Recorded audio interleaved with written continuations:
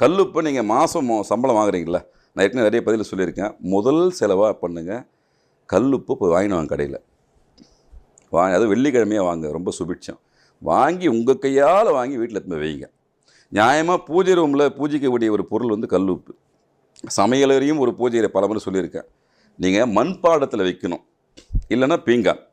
இந்த 2 தான் கல்லுப்பு வைக்கிறதுக்கான முதல் விஷயம். முதல் பேசிக்கு நீங்கள் பொருளை வாங்கி உங்கள் கையால் போட்டு நிரப்பி வைங்க. முதல் விஷயம் அந்த நிரப்பி வச்சதை பூஜை ரூமில் வையுங்க. ₹1 காயினோ 10 காயினோ எவ்வளோ உங்கள் கையில் காசு இருக்குதோ அந்த காசை அதில் போட்டு வைங்க. ஃபஸ்ட்டு ஸ்டெப்பு உங்களுக்கு நல்ல சக்தி உள்ளே வரத்துக்கு, கெட்ட சக்தி வெளியே போகிறதுக்கு உங்கள் கையால் வெள்ளிக்கிழமை போயிட்டு உப்பு வாங்கினது வையுங்க. முதல் விஷயம்.